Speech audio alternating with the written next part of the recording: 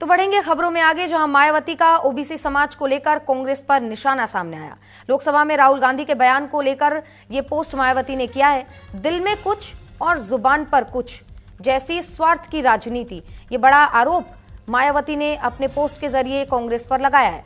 BJP के NDA का भी एससी एसटी ओबीसी के प्रति दोहरा चरित्र है। तो बसपा प्रमुख ने सभी को आड़े हाथों लिया और पोस्ट करते हुए राहुल गांधी के लोकसभा में दिए गए बयान को लेकर सोशल मीडिया पर यह तीखा पोस्ट किया। मायावती ने उनके बयान को लेकर कहा है कि पिछड़े वर्ग को संवैधानिक हक दिलाने के मामले में कांग्रेस पार्टी खरी और विश्वास पात्र नहीं रही है। कोई नई बात नहीं है कि कांग्रेस पार्टी का हमेशा से ये रुख रहा है और ओबीसी एससी एसटी वर्ग को हमेशा से नजरअंदाज किया गया है, बल्कि यह दिल में कुछ और जुबान पर कुछ जैसे स्वार्थ की राजनीति ज्यादा करते हैं।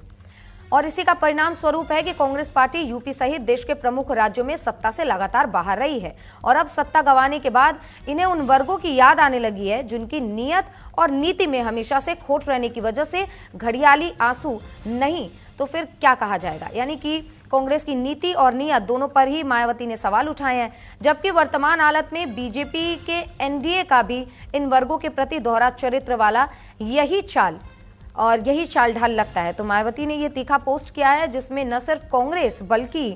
बीजेपी यानी कि एनडीए को भी आड़े हाथों मायावती ने लिया है और कांग्रेस और बीजेपी दोनों पर दोहरा चरित्र अपनाने का आरोप लगाया है और साफ तौर पर कहा कि कांग्रेस ने लगातार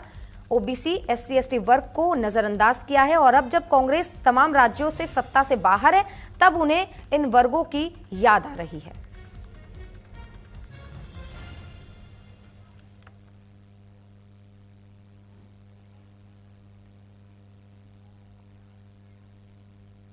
तो एक बड़ी खबर बदायूं से सामने आ रही है, जहां कांवड़